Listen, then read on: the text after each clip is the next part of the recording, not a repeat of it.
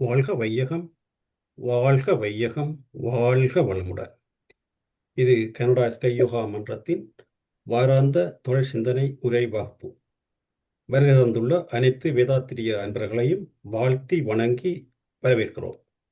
இவ்வகுப்பில் முதுநிலை பேராசிரியர் பழனிசாமி ஐயா அவர்கள் ஞானக்களஞ்சிய கவிகளும் விளக்கமும் என்ற தலைப்பில் வேதாத்திரி மகர்ஷியால் படைக்கப்பட்ட ஞானக்களஞ்சியம் பாடல்களுக்கு தொடர் சிந்தனை உரையாக விளக்கமளித்து வருகின்றார். இன்று பாகம் 7.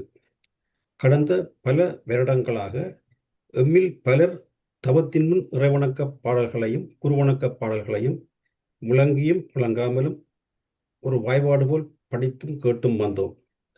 அப்பாடல்களுக்குரிய விளக்கங்களை ஐயாவிடம் கேட்டறிந்த பின் அவற்றை உணர்வு பூர்வமாக படிக்கக்கூடியதாகவும் கேட்கக்கூடியதாகவும் உள்ளது. தொடர்ந்து ஞானக்களஞ்சிய பாடலுக்குரிய விளக்கங்களை ஐயாவிடம் கேட்டு தெளிந்து மேன்மையடைவோம். இப்போது சிந்தனை உரை வகுப்பு பாகம் 7 தொடங்குமாறு கனடா ஸ்கை யோகா மன்றத்தின் சார்பில் ஐயாவை பணிவன்புடன் கேட்டுக்கொள்கிறோம். வாழ்க வளமுடன் ஐயா. வாழ்க வளமுடன் ஐயா. வாழ்க வளமுடன். வாழ்க வையகம், வாழ்க வையகம், வாழ்க வளமுடன். குரு வாழ்க, குருவே துணை. சிந்தனையை உடல் நலத்தை சீர் அமைத்து உய்வித்த குருவே வாழ்க. வாழ்க வளமுடன், வாழ்க வளமுடன், வாழ்க வையகம். கனடா ஸ்கை யோகா அறக்கட்டளையை சிறப்பாக நடத்தி வருகின்ற ஆன்மீக அன்புள்ளங்கள், குறிப்பாக பேராசிரியர் முனைவர் சிவசங்கர் ஐயா அவர்கள் மற்றும் இந்த நிகழ்ச்சியை தொடர்ந்து சிறப்பித்து வருகின்ற அன்பர்கள் அனைவருக்கும் அருட்தந்தை வேதாத்திரி மகர்ஷி அவர்கள் சார்பாக வாழ்க வளமுடன் என்ற வாழ்த்துக்களையும் எனது அன்பு கலந்த பணிவான வணக்கத்தையும் சமர்ப்பித்து ஞானக்களஞ்சியம் வேதாத்திரிய கவிதை தொகுப்பின் தொடர் சிந்தனையிலே இன்றைய தினம் 12வது கவி குரு வணக்கம் மெய்ப்பொருள் பூஜ்யம் என்ற தலைப்பிலே உள்ள கவி. தன்னிறைவாய் இருந்திடனும் தான் பாழாய், கருத்திற்கு தனக்கென்றோர் தனிமதிப்பு ஏதுமின்றி, தன்னை முன்பின்னாய் சார்ந்து நிற்கும் எண்களுக்கு தக்கபடி இடமொக்க மதிப்பளித்து, தன்னை போல் மற்றும் ஒரு எண் கொண்டு அதை வைத்து தன்னை கூட்ட வகுக்க பெருக்க கழிக்க தன் மதிப்பு மாறாத தகமையுள்ள முழு வடிவ தனிச்சிறப்புடைய வியத்தகு எண்ணே பூஜ்யம். பூஜ்யத்தை போல் குணமுடையர் பூஜ்யர் எனப்படுவர் என்று மகர்ஷி அற்புதமான ஒரு கவியை தந்திருக்கின்றார்கள். அதாவது மெய்ப்பொருள் அதனுடைய அலைத்தன்மை 1 முதல் 40 என்பதெல்லாம் பரிணாமத்தில் எழுச்சி பெற்ற நிலை. அடக்கத்தில் என்ன என்றால் அழுத்தம் என்ற ஒன்று மட்டும்தான். அங்கே ரிப்பல்சிவ் ஃபோர்ஸ் என்று சொல்லக்கூடிய விலக்கு வேகம் கிடையாது. விலக்கு வேகங்களுக்குத்தான் 1 முதல் 40 என்ற அலைவரிசை. ஈர்ப்பு அலைக்கு எண் கிடையாது. அதனால் அது பூஜ்யம். ஏன் அதை பூஜ்யம் என்று குறிப்பிட்டிருக்கிறார்கள் என்றால், அதற்கென்று ஒரு தனித்த மதிப்பு கிடையாது. ஆனால் 1ஐ 10ஆக 100ஆக 1000ஆக பெருக்கக்கூடிய ஆற்றல், அதே போல 1ஐ 10லே 1ஆக 100லே 1ஆக குறைக்கக்கூடிய ஆற்றல், இதெல்லாம் பூஜ்யத்துக்கு உண்டு. அதன் இயல்பை சுத்தவெளியோடு இணைத்து இந்த கவியில மகர்ஷி தராங்க. தன்னிறைவாய் இருந்திடனும் தான் பாழாய். புள்ளியிலே தொடங்கி மீண்டும் புள்ளியிலேயே முடிகின்ற ஒரு அற்புதமான எண் பூஜ்யம். அடுத்தது 8. 8 என்பதை பரிணாமத்திற்கு உண்மையாக கொள்ளலாம். வளைந்து வளைந்து போய் கடைசியில் மீண்டும் துவக்கத்திலே முடிவதற்கு, அதாவது பரிணாமத்திலே பல படித்தளங்களை கடந்து மீண்டும் மூலத்தோடு இணைவது என்று 8 என்ற எண்ணை குறித்து கொள்ளலாம். ஆனால் 0 என்பது இந்த அனைத்தையும் தனக்குள்ளே அடக்கிக் கொண்டு ஒரே தோற்றமாக இருக்கக்கூடியது. அது அனைத்து பேதங்களும் அதற்குள் நிகழ்ந்தாலும் சுத்த வெளிக்குள் எந்த பேதமும் கிடையாது. அந்த சுத்த வெளியாகவே இருக்கிறது. அதற்குள் உள்ள இந்த பிரபஞ்சம் மட்டுமே மாற்றமே மாறாதது என்ற ஒரு விதிக்குள் கட்டுப்பட்டு இயங்கிக் கொண்டிருக்கிறது. எனவே அந்த சுத்த வெளி என்பது தன் நிறைவாய் இருந்திடனும் தான் பாழாய். எப்படி 0த்திற்கு ஒரு மதிப்பு இல்லையோ அதே போல சுத்த வெளி என்பதும் பாழாய் இருக்கிறது. அதற்கென்று ஒரு தனித்த உணர்வுகளோ சிறப்புகள் எதுவுமே இருக்கிறது இல்லை. ஆனால் அத்தனை பரிணாம சிறப்புகளுக்கும் அதுவே மூலப்பொருளாக இருக்கிறது. கருத்திற்கு தனக்கென்றோர் தனி மதிப்பு ஏதுமின்றி ஒரு மதிப்பிடக்கூடிய அளவு அல்லது தரம் பிரிக்கக்கூடிய அளவு இப்படி எதுவுமே பேதப்படுத்தி பார்க்க முடியாதது. தன்னை முன் பின்னாய் சார்ந்து நிற்கும் எண்களுக்கு தக்கபடி இடமொக்க மதிப்பளித்து, இப்போ 1 முதல் 40 வரைக்கும் எடுத்துக்கொள்ளுங்க. இப்போ 1 எடுத்துக்கொண்டோம் என்றால் 1க்கு முன்பாக 0, அதாவது 0 முதலை வைத்து பிறகு 1 வந்தது என்று சொன்னார். அப்போ 1 முன்னாடி நிற்குது இல்லையா? கணிதத்தின் இலக்கணப்படி 0 பிறகு 1 போடுற போது புள்ளி வரும். அப்போ 10லே ஒரு பாகம், 0.01 போட்டா 100லே ஒரு பாகம் ஆயிடும். அப்போ இந்த 1 என்பது 0த்துக்கு முன்னால் தன்னை முன்னிலைப்படுத்துகின்ற போது அதன் மதிப்பு குறைகிறது. அதாவது இது ஆணவத்தை குறிப்பிடுவதாக எடுத்துக்கொள்ளலாம். இப்ப ஆணவம் என்ன செய்யுது? நமக்குள்ளாக அந்த அறிவு என்ற இறைத்தன்மையை மறைத்துவிட்டு தானே உயர்ந்தவன் என்று முனைப்பு கொள்வது தானே தன் முனைப்புன்னு சொல்கின்றோம். அப்ப தன் முனைப்பின் வெளிப்பாடு எல்லாமே தீயவையாகத்தான் இருக்கிறது. எனவே 0த்தை பின்னே வைத்து நான் முதல்வன் என்று முன்னே நிற்கின்ற போது அது 10லே 1ஆக தரம் குறைந்து போகிறது. இதற்கு மாறாக 0த்தை வணங்கி முன்னே வைத்து அதற்கு பிறகு அதுக்கு பின்னால் 1 நிற்கின்ற போது இந்த 1 10ஆக மேன்மை பெறுகிறது.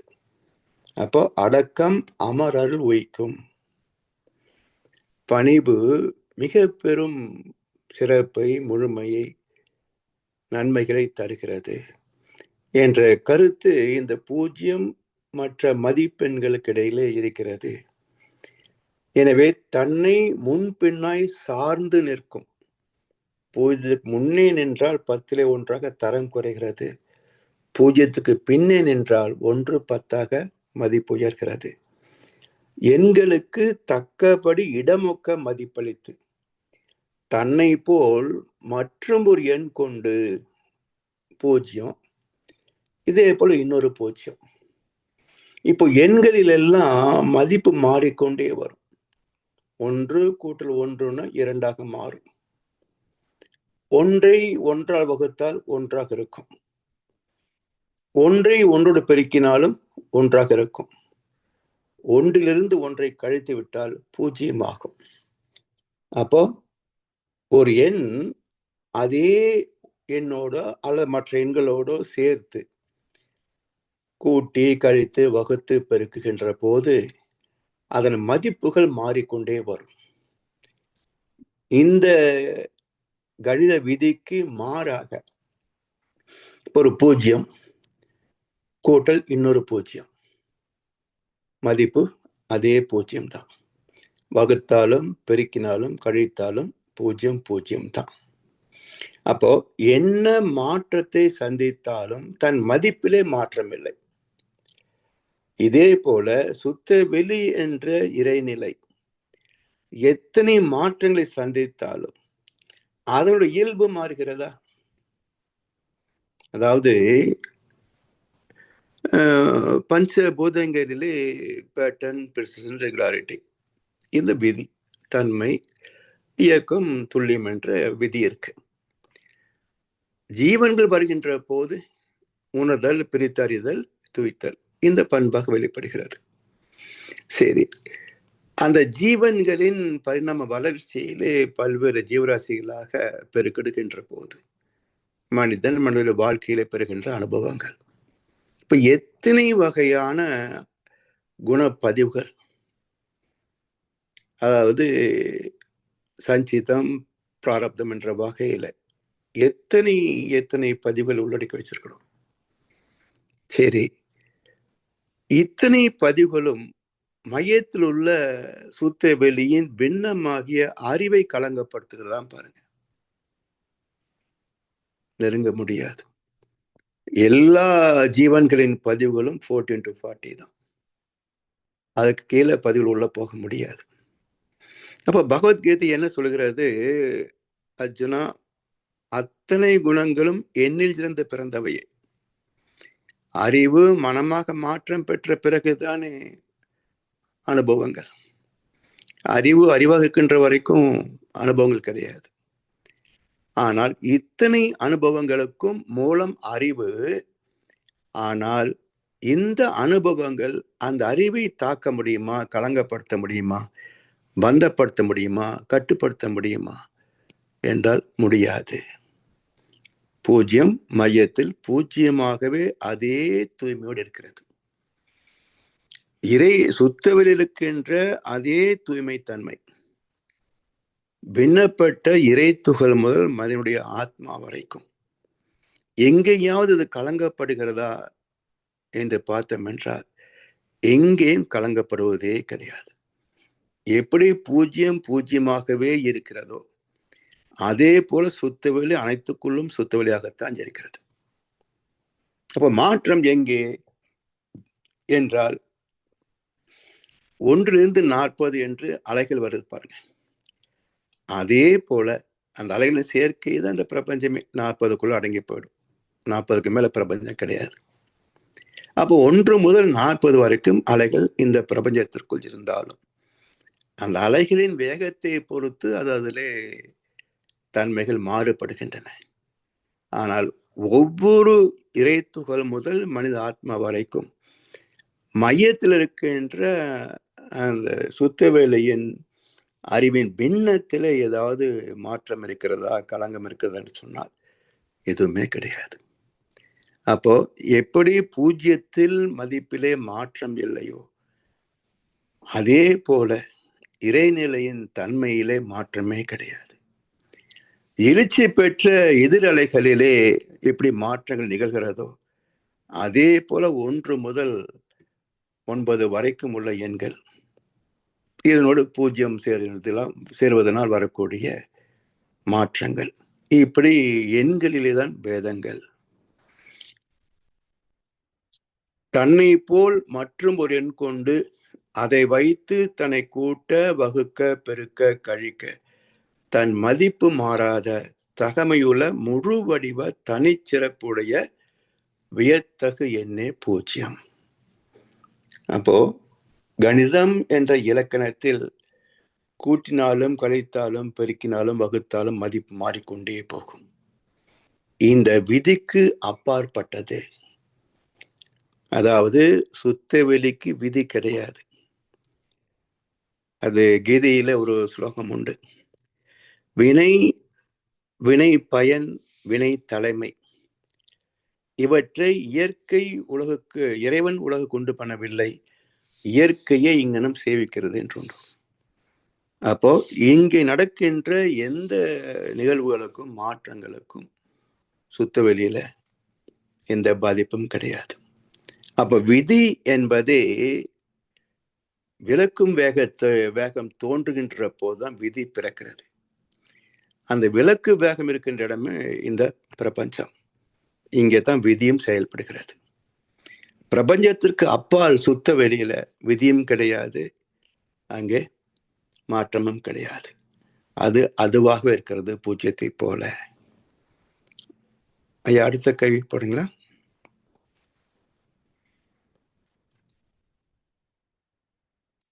அடுத்து குருவின் மேன்மை, 15வது கவி. இறைவேலியே அருளரசாய் எங்கும் நிறைந்துள்ள தெய்வம் என்று காட்டி, இயக்க மூலம் விண்ணோ இறைவெளியின் நுண்பகுதி என்று உணர்த்தி, முறையாக விண் சுழன்று முழு ஆற்றை அலையாய் இடைவிடாமல் மோதுங்கால் இருப்பு நிலையோடு உரசி முட்டைகள் போல் கோடி கோடி மறைபொருளாம் நிழல் வெண்கள் மா ஆற்றாய் எழுந்து வெளியில் சேர, மாய ஒரு காந்தமென மாறியே அக்காந்தம் விண்கூட்டொக்க நிறைவெளியில் விண்களிடை நேரெழுத்தம் ஒளி ஒளியாய் மனம் சுவையாய் நிலையோடு அலை கருமையம் நீதிகளை விரித்துரைத்த குருவே வாழ்க. குருவணக்க பாடலில் இந்த ஒன்று. அதாவது குருவின் மேன்மை என்ன என்றால்,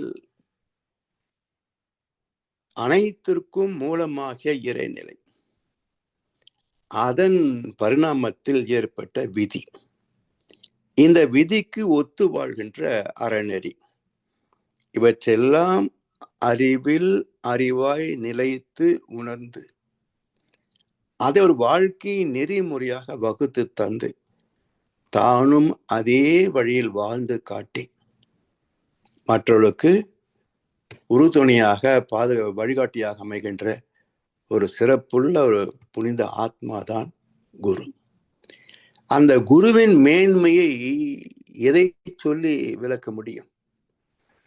எப்படி இறைவனை வார்த்தைகளால் விளக்கி சொல்ல முடியாதோ, அதே போல குருவினால் நாம் பெற்ற நன்மைகள், மேன்மைகள், பக்குவம், இவற்றை வார்த்தைகளால் விளக்கி சொன்னா அது எந்த அளவுக்கு வார்த்தைகளை பயன் கொண்டாலும் நாம் பெற்ற அதே தன்மை இன்னொருவர் உணரக்கூடிய வகையிலே சொல்ல முடியாது. அப்படி குருவின் மேன்மையை பற்றி மகரிஷி அவர்கள் நமக்கு ஒரு வழிகாட்டக்கூடிய வகையிலே இந்த கவியை தந்திருக்கின்றார்கள்.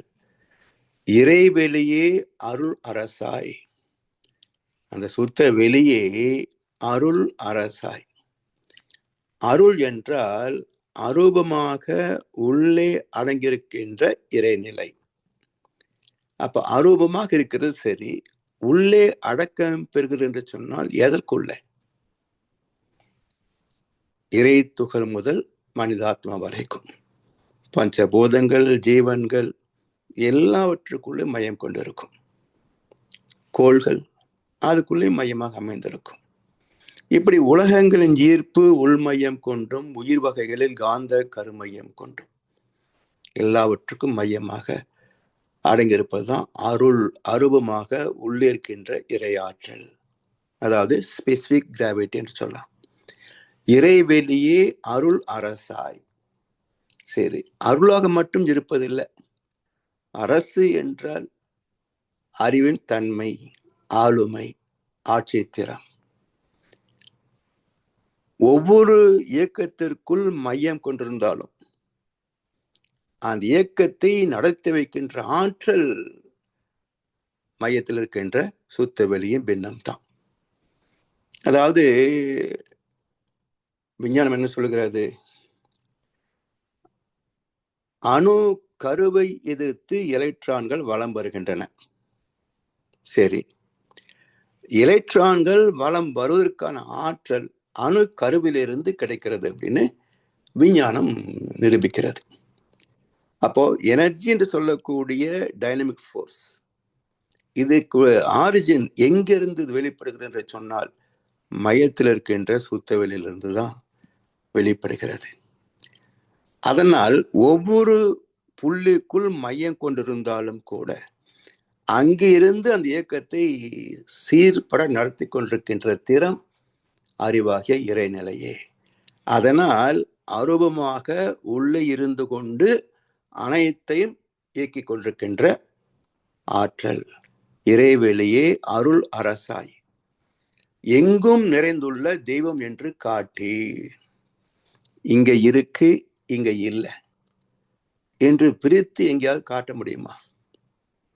ஒரு துகளை கூட காட்ட முடியாது. எவ்வளவு பேதங்களை நாம் பார்க்கின்றோம் இந்த உலகத்துல. இல்ல எதை இறைவன் என்பது, எதை இறைவன் இல்லை என்று சொல்வது. அதாவது ஆந்திரால ஒரு ஞானி இருந்தார், வெரி வேமன்னு பேரு. அவரு பார்த்து ஞானம் பெறணும்னு ஒருத்தர் வர்றார். இவரை பார்த்த உடனே அவர் ஓட ஆரம்பிச்சிட்டார். இவரும் விடுவேணான்னு சொல்லி துறைச்சிட்டே ஓட, அவர் முன்னாடி ஓட, கடைசியில போய் ஒரு சாக்கடையில் விழுகிறார். இவரு பின்னாடியே போய் சாமின்னு பிடிச்சார். எதுக்கு என்ன துரத்தினார் அவரு? சாமி, உங்ககிட்ட ஞானம் தீட்சை எடுக்கணும், ஞானம் பெறணும், இதுக்கு என்ன துரத்திட்டு வர? சாக்கடை நீருக்கும் கங்கை தீர்த்தத்திற்கும் வேதம் தெரியாத போது நீ இறைவனை காண்பாய். சாக்கடை நீருக்கும் கங்கை தீர்த்தத்திற்கும் வேதம் தெரியாத போது நீ இறைவனை காண்பாய் அப்படின்னார். இப்போ நம்ம இந்தியாவிலலாம் மேலே ஓவர் ஹெட் டேங்க் வச்சிருக்கோம். அதுலேருந்து குழாயிலிருந்து வரக்கூடிய தண்ணீர் சமையல் அறைக்கும் வரும், குளியல் அறைக்கும் வரும், டாய்லெட்டுக்கும் வரும். என்றைக்காவது யாராவது நம்ம டாய்லெட்ல தண்ணியை பிடிச்சு முகம் கழுவி இருக்கிறோமா? யோசிச்சு பாருங்க. ஏன் ஐயா, இங்க யாரும் முகம் கழுவாங்களா? பேசின்ல போய் தான் முகம் கழுவணும். எல்லாம் ஒரே தண்ணி தானே. அப்ப எதுல பேதம்? சிந்தையிலே பேதம், பொருளிலே பேதம் இல்லை. எத்தனை கிண்ணத்தில் இட்டாலும் மது அத்தனையும் சுவை ஒன்றேதான். சித்திர கிண்ணத்தில் பேதம் இல்லை, உன் சிந்தையிலே தான் பேதமடா என்னார் கண்ணதாசன். அது ஒரே ஓகசிட்டிலிருந்து தண்ணி வருது, இதுல என்ன பேதம்? அப்ப பாத்திரம் சுத்தமா இருந்தா எங்க வேணாலும் முகம் கழுவலாம் இல்லையா? அப்ப இதுக்கே முகம் சுளிக்கிற நாம எப்படி கங்கை தீர்த்தத்திற்கும் சாக்கடை நீருக்கும் பேதம் பார்க்காம இருக்க முடியும்? ஆனால் பேதம் கடந்தால்தான் இறைவனை காணலாம். அந்த பேதம் கடந்த நிலை என்ன சொல்றாங்க? நிர்வாணம். பேதம் கடந்த நிலை நிர்வாணம், ரெண்டு சொல்லினா. அப்ப வானம் என்பது எண்ணற்ற பேதங்கள் உள்ள இயக்க களம். இதை கடந்து விட்டால் பேதம் அற்ற நிலை, பேதம் கடந்த நிலை, அதான் நிர்வாண நிலை. இதுதான் புத்த நிர்வாணம் என்றும் மகாவீர நிர்வாணம் என்றெல்லாம் சொல்லுவாங்க. அப்ப நிர்வாணம் என்பது ஆடை என்று இருப்பது அல்ல, பேதம் கடந்து சென்ற நிலை, அது நிர்வாணம். அதான் சொன்னார், கங்கை தீர்த்தத்திற்கும் சாக்கடை நீருக்கும் பேதம் தெரியாத போது நீ இறைவனை காண்பாய். ஏன்னா எல்லாம் ஒரே மூலப்பொருள் தான். அதன் தன்மையிலே பேதம். பிறப்பு ஒக்கும் எல்லா உயிருக்கும், சிறப்பு ஒவ்வா செய்தொழில் வேற்றுமையான். உடைத்த கல்லில் ஒன்று தெய்வம், ஒன்று கோவில் ஒன்று வாசல், இறைவன் படைப்பில் எல்லாம் ஒன்றே, இடத்தை பொறுத்து எதுவும் மாறும். பக்குவமாகிவிட்டால் இடம் ஒரு பொருட்டு அல்ல, எல்லாவற்றையும் இறைவனை பார்க்கலாம். அதனால் அந்த பக்குவத்தை பெற்றவர்கள் எங்கும் நிறைந்துள்ள தெய்வம் என்று காட்டி, இயக்க மூலம் விண்ணோ இறைவெளியின் நுண்பகுதி என்று உணர்த்தி. இயக்க மூலம் விண், அதாவது இறை துகள், இது இறைவெளியின் மிக பின்னப்பட்ட ஒரு நுண்ணிய துகள் பகுதி என்று உணர்த்தி. அப்ப எங்கே பரிணாமம் துவங்கியது, எங்கே கணக்கு துவங்கியது? அதான் மூலப்பொருள். அதாவது ஒரு சின்ன ஒரு சிந்தனை, கணிதம் முதலில் வந்ததா, மொழி முதலில் வந்ததா? எது முதல்ல வந்திருக்க முடியும்? எல்லாரும் மொழின்னு தான் சொல்லுவாங்க.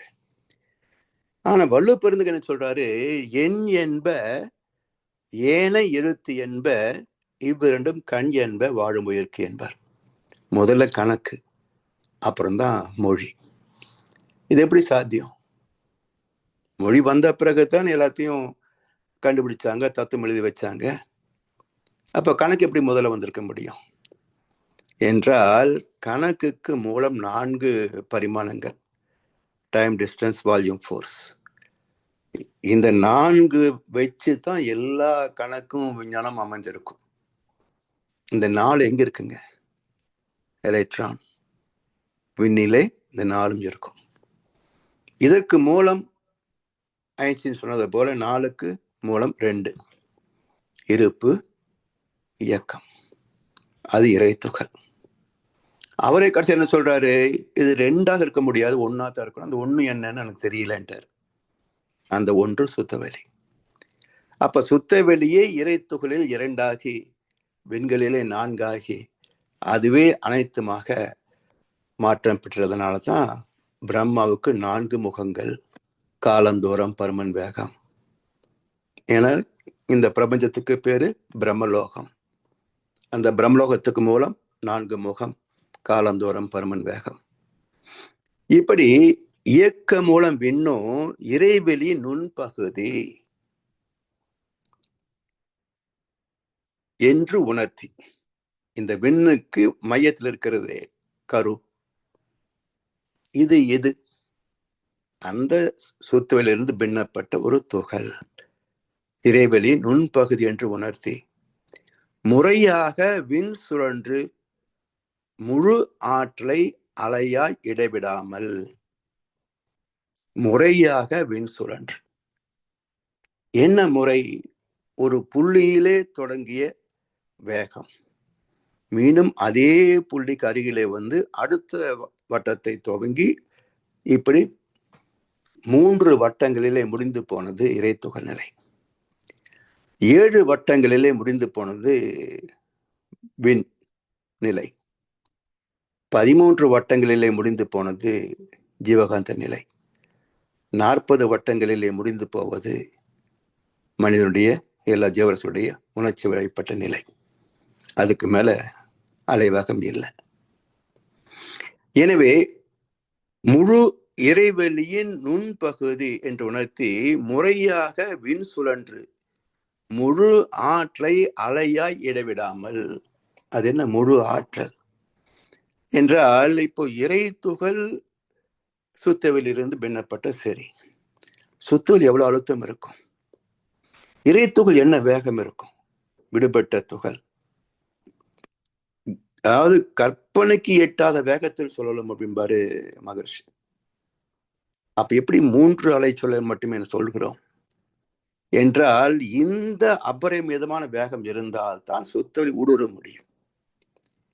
அப்படி ஊடுருவிய நிலையிலே இத்தனை வேகமும் அந்த தடையை எதிர்த்து சுழகின்ற போது 3க்குள் முடிந்து போகிறது. ஊதாரித்தனமா செலவு பண்ண கோடிக்கணக்கான சொத்து கூட காணாம போயிடும். அது போல அபரிமிதமான ஆற்றல், ஆனா சூழ்ந்திருப்பது சுத்தவெளியுடைய இறுக்கம்.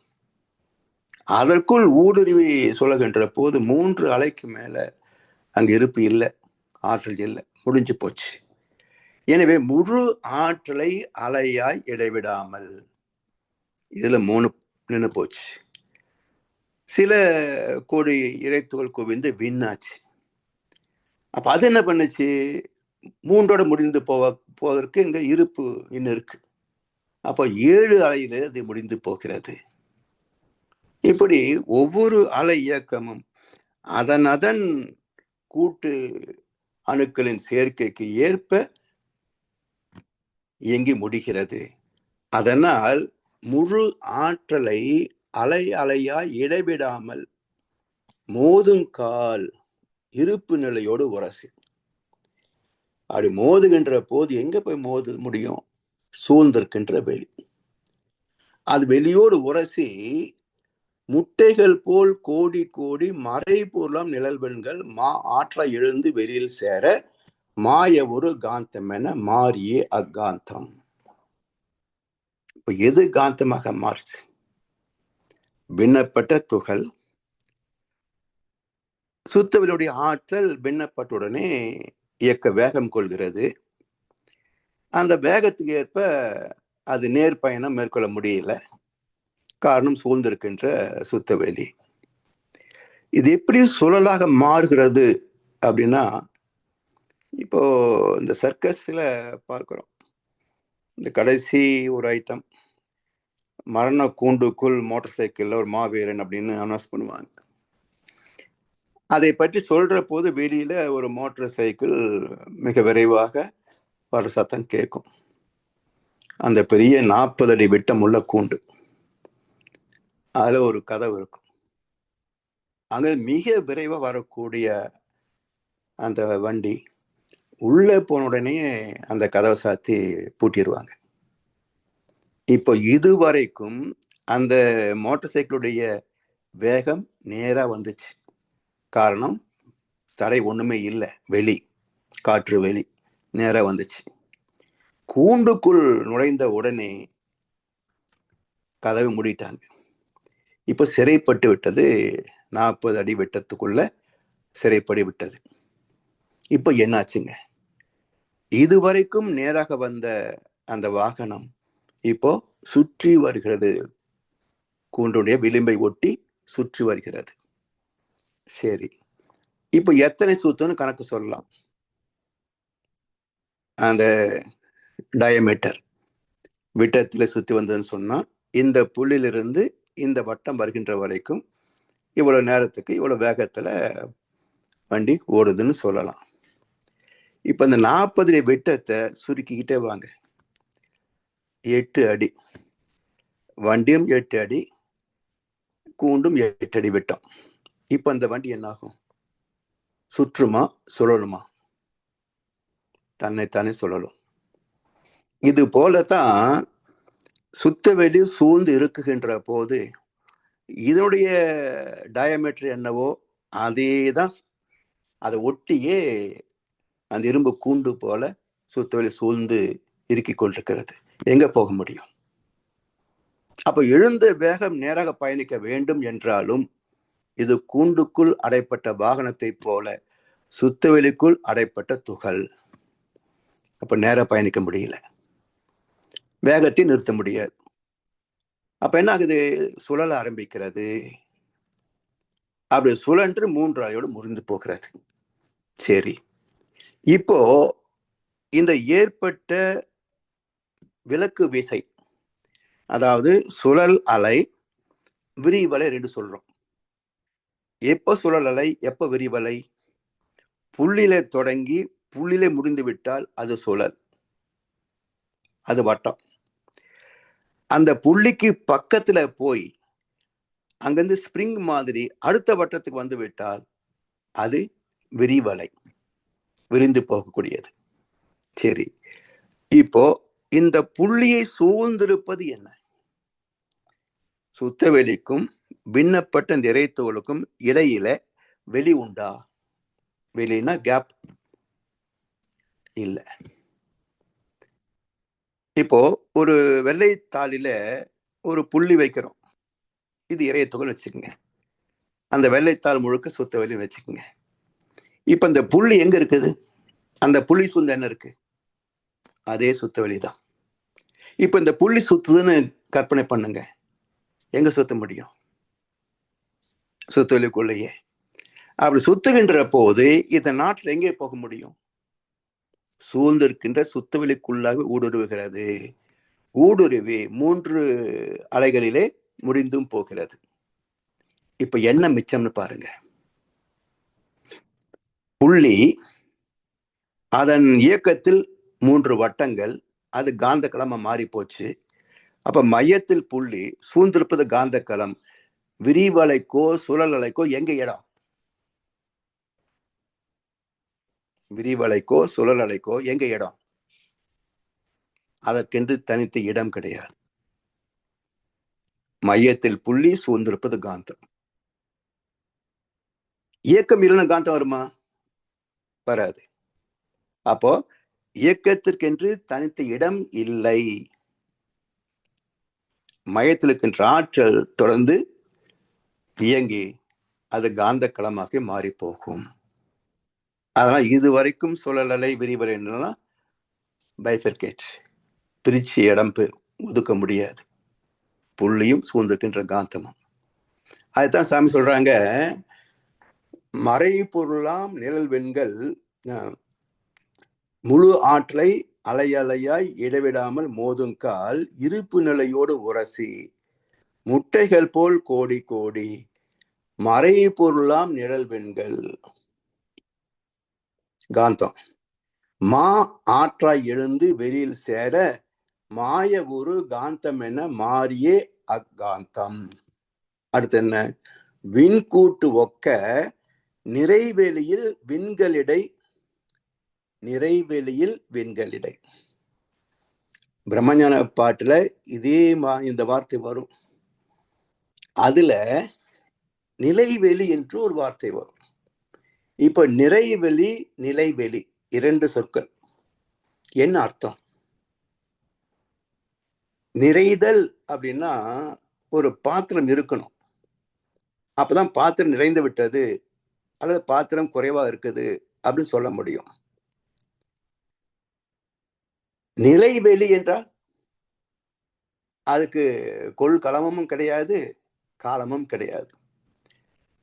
பாத்திரத்துக்கு உள்ளேயும் அது இருக்கும், பாத்திரத்தை சூழ்ந்தும் அது இருக்கும்.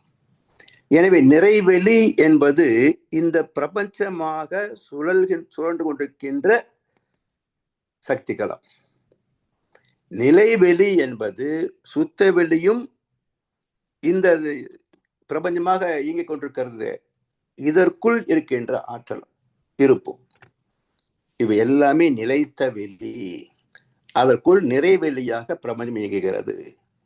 எனவே நிறைவெளியில் விண்களிடை நீர் அழுத்தம் ஒளி ஒளியாய் மனம் சுவையாய் 5 தன்மாற்றை.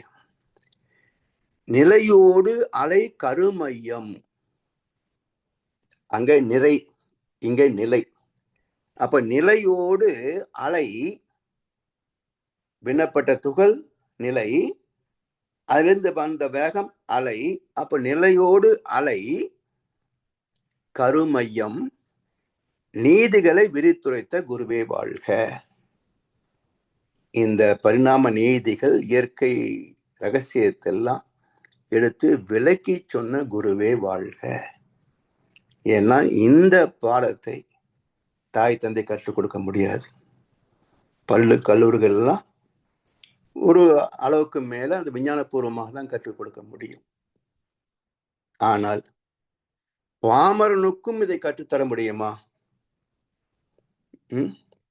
வையத்தின் வானம் ஐயத்தின் நீங்கி தெளிந்தார்க்கு வையத்து வானம் நனியது உடைத்து என்றார் வள்ளுவர்.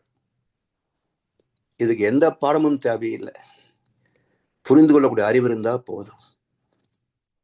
ஐயத்தின் நீங்கி தெளிந்தார்க்கு வையத்து வானம் நனியது, மிக எளிமையானது. மனசை நிறுத்தி அனுபவத்தில் பார்த்தா போதும். இதுதான் சுத்தவியல் என்பதை விளக்கி சொல்லிடலாம். இதற்கு பட்டங்கள் தேவையில்லை. மகரிஷி முன்பு வாழ்ந்த எத்தனை மகன்கள் பள்ளிக்கூடம் போய் பாடம் படிச்சாங்க? இல்ல மகரிஷி எத்தனை கல்லூரியில் படிச்சாங்க? ஸோ இங்க அமெரிக்காவில் மகரிஷிகிட்ட கேட்டாங்க, நீங்க எப்படி இவ்வளவு இயற்கை நேச்சுரல் சீக்ரெட்ஸ், இயற்கை ரகசியங்கள் எல்லாம் பேசுறீங்களே, நீங்க எவ்வளவு என்ன படிச்சிருக்கிறீங்கன்னு கேட்டாங்க. சாமி சிரிச்சுட்டே சொன்னாங்க, you people are studying in university, but I am studying in the city of universe அப்படின்னார். ஸோ சிட்டின்னு ஒரு இடம், ஸோ யூனிவர்சிட்டி பல்கலைக்கழகம், சிட்டி ஆஃப் யூனிவர்ஸ் இந்த பிரபஞ்சமே ஒரு பல்கலைக்கழகம். அப்ப அங்க படிச்சுட்டா இந்த படிப்புக்கு சர்டிஃபிகேட் தேவையில்லை. அதனால் ஸ்கூலுக்கே போகாத வள்ளுவர் எழுதின திருக்குறளை படிச்சு பல பேர் டாக்டர் பட்டம் வாங்கிட்டாங்க. பள்ளி கல்லூரியிலே பெருசா படிக்காத நியூட்டனும் ஐன்ஸ்டனும் சொன்ன விதிகளை ஆராய்ச்சி பண்ணி பல பேர் பிஹெச்டி வாங்கிட்டாங்க. முதல் விதையை போட்டா செடி முளைக்கும் கண்டானே, அந்த ஆதி மனிதனுக்கு பிஹெச்டி யாரும் கொடுக்கல. ஆனா இன்னைக்கு விவசாய பல்கலைக்கழகத்துல நிறைய பேர் பிஹெச்டி வாங்கிக்கிறாங்க. ஸோ இதுக்கு கல்வி ஒரு மூலம் கிடையாது. ஐயத்து நீங்கி தெளிந்தார்க்கு வையத்து வானம் நனிது உடைத்து. அது போல இதெல்லாம் விரித்து உரைத்த குருவே வாழ்க. ஐயா, அடுத்த கவி.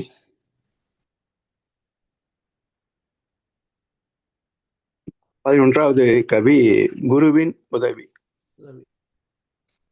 தந்தை தாய் ஈருயிரும் ஒன்று சேர்ந்து. இது எல்லாரும் தெரிந்த கவிதான் இது. ஆமா. தழைத்து ஒரு உடலாகி உலகில் வந்தேன். அந்த ஈர் உயிர் வினைகள் அறமோ மற்றோ அளித்த பதிவில் எல்லாம் என் சொத்தாச்சு. அதாவது ஒரு ஆண் பெண் இணைப்பில் தோன்றுவது ஒரு சந்ததி. இது எல்லா ஜீவராசிகளுக்கும் உண்டு என்றாலும் பரிணாமத்தை பார்க்கின்ற போது பஞ்சபூதங்களில் இருந்தே தாவரங்கள் தோன்றும்.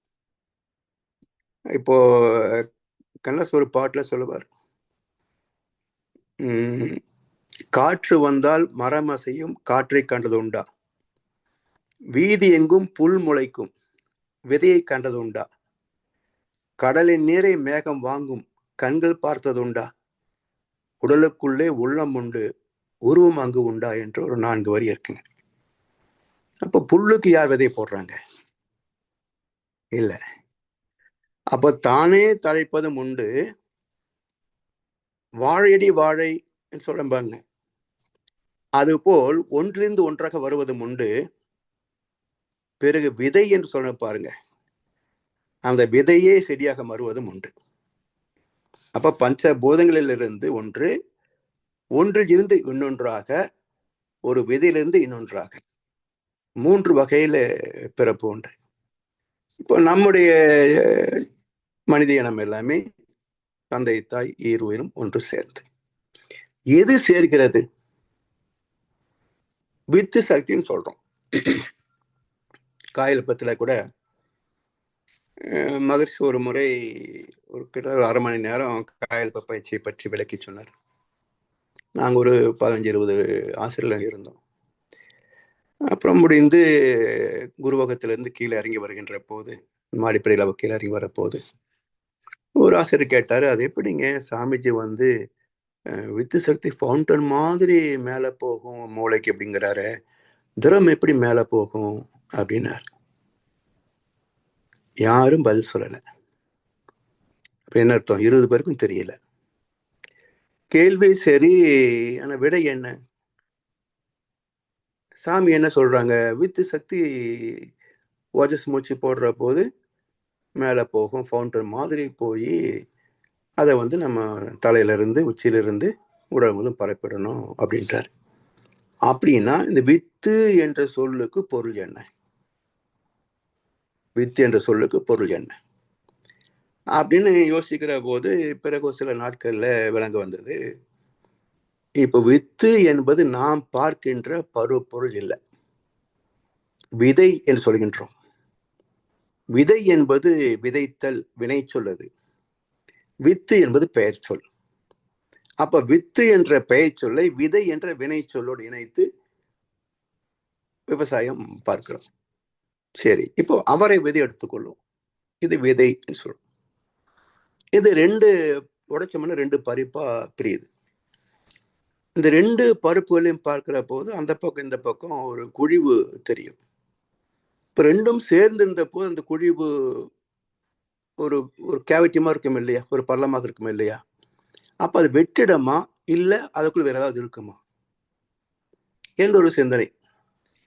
இப்ப வெற்றிடமா இருந்ததுன்னு சொன்னா, அந்த விதை நம்ம விதைத்தோம், ஒரு 4-5 நாட்குள்ள ஒரு கேள்விக்குறியா முளை விட்டது.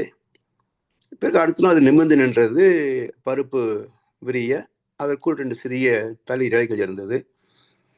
ஒரு 15 நாளுக்குள்ள ஒரு 4, 6, 8 இலைகள் வந்துடுது. அந்த பருப்பு இப்போ உதிர்ந்து போகுது கீழே. இப்ப இதுதான் விதை என்றால், இப்போ அது உதிர்ந்து போச்சு, மேற்கொண்டு அந்த செடி எப்படி வளரும்? எப்படி வளரும்? அது கொடியா போறதா, செடியா இருக்கிறதா, இல்ல மரமா வளர்வதா, எப்போ காய்க்கணும், எப்போ பூக்கணும், என்ன மாதிரி இருக்கணும், இந்த பேட்டர்ன்லாம் எங்கிருந்து கிடைக்கும் அப்படின்னு யோசிக்கிற போதுதான் அந்த மையத்தில் இருக்க இந்த குழிவு, தட் இஸ் கேரக்டரைஸ்ட் பயோமேக்னெட்டிக் டொமைன், அந்த அவரை விதையின் தாய் செடியின் எல்லா அனுபவங்களையும் தன்னிலே பதிந்து கொண்ட ஒரு ஜீவார்ந்த கருமையம், அதுதான் விதை. சரி, இப்படி உள்ளடங்கி இருக்கிறதே இது யார் அப்படின்னா, இறைவனுக்கு எத்தனையோ பெயர்கள் வச்சிருக்கிறாங்க நம்முடைய ஞானிகள். அதுல சில அற்புதமான கருத்துக்கள் உள்ள பெயர்களும் உண்டு. ஏகாந்தன், வித்தகன், இது போல சில வார்த்தைகள் எல்லாம் மிக அற்புதமான பொருள் செறிந்த சொற்கள். வித்துக்கு அகமாக உள்ளே இருப்பவன் வித்தகன். இறைவன் ஏன் வித்தகன் என்றால், வித்துக்கு அகமாக உள்ளே இருப்பவன். நாம் பார்க்கின்ற விதைன்னு சொன்னமே, அதுக்கு உள்ளே அகமாக மையம் கொண்டிருக்கின்ற இறைநிலை காந்த கருமையமாக இருக்கிறது. அதுக்குள்ளே மையம் இருக்கும், சுத்த வெளியாக மையம் இருக்கும், அதுல எந்த பதிவு இருக்காது. இந்த காந்த கருமையம் தான் அந்த செடியோடு கலந்து இருந்து அதை வளர வைக்கும். சரி, இப்ப இந்த 2 பருப்பு எதுக்கு அப்படின்னு 2 காரணங்கள். ஒன்று, இந்த காந்த கருமையம் தனித்து பயணிக்க முடியாது, கண்ணுக்கே தெரியாது, தானே எப்படி பிசாசு மாதிரியா போக முடியும், தனித்து பயணிக்க முடியாது. இரண்டாவது, இந்த கரு வளர வேண்டும் என்று சொன்னால் சக்தி வேணும், சக்தி இல்லாம வளர முடியாது. இந்த 2 விதிகளும் இணைத்து இயற்கை என்ன செய்திருக்கிறது, அந்த காந்த கருமையத்தை ஒரு செடியாக தளிராக வளர வைப்பதற்கு எத்தனை சக்தி தேவையோ அந்த உணவை அந்த பருப்பாக தந்திருக்கிறது. இப்ப அது நம்ம ரசாயனத்துல டெஸ்ட் பண்ணி பார்த்தோம்னு சொன்னா, விதைக்கப்படாத உள்ள பருப்புக்கும் இப்ப உதிர்ந்த பருப்புக்கும் நிச்சயமா பேதம் இருக்கும். சில ரசாயனங்கள் அதில் இருக்காது, அது எல்லாமே தளிராக மாறி இருப்பதை பார்க்கலாம். இப்படி தந்தை தாய் ஈர் உயிரும் ஒன்று சேர்கின்ற போது எது கருவாகிறது என்றால், இந்த தாயிடத்திலே ஒரு முட்டை, அது கண்ணாசு ரொம்ப அருமையா ஒரு பாட்டுல சொல்லுவார், மணி கொண்ட சரம் ஒன்று அனல் கொண்டு வெடிக்கும். அதாவது இந்த கருப்பை என்பதுல முட்டைகள் ஒரு தொகுப்பா இருக்கும். மாதம் ஒரு முட்டை, அது வெப்பம் ஏற்பட்டு அதுல அந்த மாதத்துக்கான கருவை தயாரிப்பதற்காக முட்டையாக பிரிஞ்சு வரும். அது ஒரு பாட்டுல சொல்ற, மணி கொண்ட சரம் ஒன்று அனல் கொண்டு வெடிக்கும், துணையாக அவனின்றி தவிக்கும் துயிலாத பெண்மைக்கு ஏன் இந்த மயக்கம்னு வரும். இப்ப துயிலாத பெண்மைக்கு ஏன் இந்த மயக்கம், ராத்திரி பகல்லாம் கிடையாது, இணைந்தார் கரு சேர் கூட அந்த அந்த பதிவுகளுக்கு தகுந்த நட்சத்திரம் இருந்தா போதும், கருவாயிடும். இப்படி அந்த ஒரு முட்டை வந்தது. சரி, தந்தை உடலிலிருந்து போன ஆற்றல் இதுல எங்கே இருக்குது? முட்டைக்கு கரு இருக்குது, இங்க என்ன கரு இருக்குது அப்படின்னா, இப்ப நம்ம சயின்ஸ்ல பார்க்கிறோம், அந்த அலை போல ஒரு வேல் போன்ற வடிவம் தான் சக்தி வேல்னு சொல்லுவோம். அது நீண்ட ஒரு கம்பியாக இருக்குது, இதுல அது அசைந்து போகக்கூடிய வாளாக இருக்கும். முன்னாடி அந்த வேல் போன்ற ஒரு பகுதி கூர்முனையோட இருக்கு. அதன் பக்கத்துல முன்னாடி அந்த கூர்முனைக்கு பக்கத்துல பிளாக் டாட் இருக்கும். இது நம்ம சயின்ஸ்ல பயாலஜில பார்க்கிறோம். இந்த பிளாக் டாட் தான் தந்தையின் உடலில் இருக்கின்ற அனைத்து பதிவுகளையும் தனக்குள் ஒரு ஜெராக்ஸ் காப்பியாக எடுத்துக்கொண்டு இது பயணித்து அங்கே போகிறது. உடலூரில் வாழ்ந்திருந்தேன், உறவூரில் மிதந்து வந்தேன், கருவூரில் குடி புகுந்தேன், மண்ணூரில் விழுந்து விட்டேன். ஒரு குழந்தை பிறந்தாச்சு. அப்ப இந்த ரெண்டும் இணைகின்ற போது எது சேர்க்கிறது? இதனுடைய கருமைய பதிவுகளும் அந்த முட்டையிலக்கின்ற கருமைய பதிவுகளும் இணைந்து ஒரு புதிய சந்ததியாக காந்த உடலாக, காரண உடலாக காசல் பாடி உருவாகுது. அதுதான் புதிய ஆத்மா. எனவே தந்தை தாய் ஈருயிரும் ஒன்று சேர்ந்து தழைத்து ஒரு உடலாகி உலகில் வந்தேன். தழைத்தல் என்ற சொல்லுக்கும் வளர்தல் என்ற சொல்லுக்கும் வித்தியாசம் இருக்குங்க. வளர்ச்சி என்பது சைட்லையும் போகலாம், மேலையும் போகலாம். ஆனா தழைத்தல் என்ற சொல்லுக்கு ஒவ்வொரு அணுவிலும் ஏற்படுகின்ற தரமாற்றம்.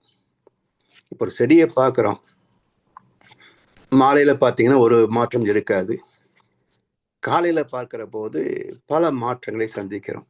நேற்று மொட்டாக இருந்தது, இங்க மலர்ந்து இருக்கும். நேற்று மலர்ந்து இருந்த பூ இன்னைக்கு வாடி இருக்கும். பழுத்த இலை உதிர்ந்திருக்கும். உச்சியில் ஒரு புதிய தளிர் முளைத்தது. இதெல்லாம் பார்த்துட்டோம். இப்ப கேள்வி என்ன? வேர் வளர்ந்திருக்குமா இல்லையா? இதெல்லாம் பார்த்துட்டோம் வளர்ந்திருக்குன்னு. வேர் வளர்ந்திருக்குமா இல்லையா? சல்லி வேர்கள் வளர்ந்திருக்குமா இல்லையா? அதுவும் வளர்ந்திருக்கும். அப்ப தழைத்தல் என்றால் ஒவ்வொரு அணுவிலும் ஏற்படக்கூடிய வளர்சிதை மாற்றம், மெட்டபாலிக் சிஸ்டம். அதுக்கு பேர் தான் தழைத்தல் என்ற அர்த்தம். அப்ப தழைத்து ஒரு உடலாகி உலகில் வந்தேன். அந்த ஈருயிர் வினைகள் அறமோ மற்றோ, ரெண்டு பேருடைய வினை இருக்கு. இந்த பக்கம் ஒரு 7 தலைமுறை, இந்த பக்கம் 7 தலைமுறை, 14 தலைமுறைகளின் எல்லா அனுபவங்களும் சேர்ந்து இருக்கு. அதுக்குள்ள புண்ணியமும் இருக்கும், புண்ணியம் அற்றதும் இருக்கும். பாவம் சொல்லல, குழந்தைக்கு தவறு செய்த பாவின்னு சொல்லக்கூடாது இல்லையா? யாரையுமே சொல்லக்கூடாதுங்க. அதனால் மகிழ்ச்சி என்ன சொல்றாருங்க? அறமோ மற்றோ, அதையும் போய் பாவம்னு சொல்லுவாங்க. இது இல்லை, அறம் இல்லை. அறமோ மற்றோ அளித்த பதிவுகள் எல்லாம் என் சொத்தாச்சு. இந்த சொத்து தான் நம்ம சம்பாதிக்க போற சொத்து கணக்கு நிச்சயம் பண்ணும்.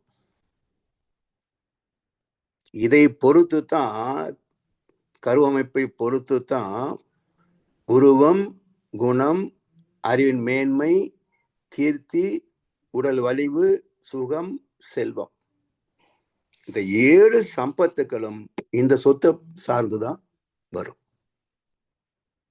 அதனால் இந்த சொத்து எதுல நிச்சயிக்கப்படுகிறது என்றால் புண்ணியத்தில் நிச்சயிக்கப்படுகிறது. அதனால்தான் கீதையில என்ன சொல்லுவாங்கன்னா, யாரெல்லாம் மற்றவர்களுக்கு பொருள் ரீதியாக உதவி செய்கிறார்களோ அவர்கள் செல்வந்தராகிறார்கள். யார் உழைப்பால் மற்ற உதவி செய்கிறார்களோ அவர்கள் தொழிலதிபர் ஆகிறார்கள். யார் அறிவுரையால் மற்ற உதவி செய்கிறார்களோ அவர்கள் ஞானிகளாகிறார்கள். அப்ப எதை கொடுக்கிறோமோ அது பல மடங்கு வளர்க்கிறது என்று கீதையில ஒரு ஸ்லோகம் உண்டு. அது மாதிரி அளித்த பதிவுகள் எல்லாம் என் சொத்தாச்சு. இந்த அரும் பிறவியில், மனித பிறப்பு ஏதோ மனம் போன போக்கிலே பிறப்பதற்காக இல்லை. இதெல்லாம் கற்றுக் கொடுக்க வேண்டிய சமுதாயம் அதுல தவறி போச்சு. கற்றுக்கொள்கின்ற பக்குவமும் இந்த கருமத்தில் இல்லாம போச்சு.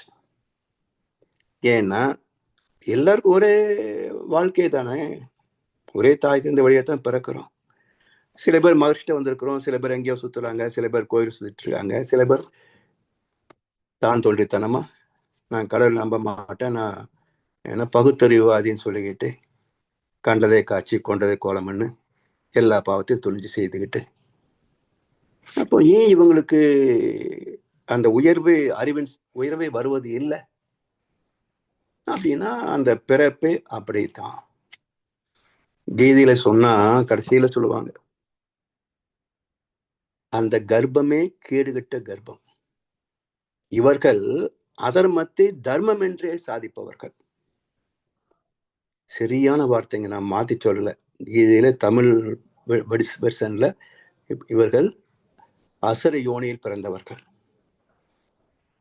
அதர்மத்தை தர்மம் என்றே சாதிப்பவர்கள். இதை பாக்குறமே, 10 கப்பல் எப்படி வந்ததுன்னு எனக்கு தெரியல. எப்படி டாக்ஸி டிரைவர் எல்லாம் சொத்து சேர்க்கிறான், ரிக்ஷா ஓட்டினவன் காலேஜ் வச்சிருக்கிறான், எங்கிருந்து வந்த காசு, எப்படி வந்த காசு? அப்போ அதர்மத்தையே தர்மம் என்று சாதிப்பவர்கள். இப்படி முன்வினை அறுத்து எல்லையில்லா மெய்ப்பொருளை அடைவதற்கு இதெல்லாம் சரி.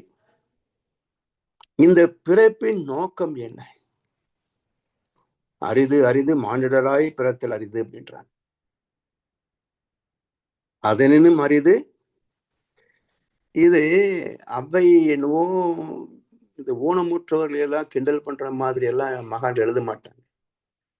கூன் குருடு செவிடு பேடி நீங்க பிறத்தல் அரிதுன்னு அந்த வரி வருது பாருங்க. இது அப்படியே நீங்க பொருள் கொள்ளக்கூடாது. பைபிள் வசனமும் அவை பிராட்டியின் கருத்துக்களும் ஒரே மாதிரி இருக்கும். பைபிள்ல இறந்தவர்களை பிறப்பித்தார். செத்து போன பிணத்தை லாசரஸ் வெளிவானார், வந்துட்டான் பணத்துல இருந்து. அதே போல பிசாசுகளை துரத்தினார், குருடர்களை பார்க்க வைத்தார், செவிடர்களை கேட்க வைத்தார், ஊமைகளை பேச வைத்தார். எல்லாம் இருக்கும். கடைசியில இதுக்கெல்லாம் என்ன அர்த்தம் நான் சொல்லியிருக்கிறேன் அப்படின்றத கடைசியில பைபிள்ல இயேசு சொல்றார். இதுவரைக்கும் நான் ஓமைகளாக உங்களுக்கு சொல்லியிருக்கிறேன். இதெல்லாம் அப்படியே நீங்க பொருள் கொள்ளக்கூடாது. இதெல்லாம் ஓமைகள். என்ன ஓமை என்றால், பிணத்தை எழுப்பினார் என்று சொன்னால் பிணம் போல் வாழ்ந்த மனிதர்களை அறிவுபூர்வமாக சிந்திக்க வைத்தார். அவனை எழுப்பி விட்டார், அவருடைய அறிவை எழுப்பி விட்டார் என்று அர்த்தம்.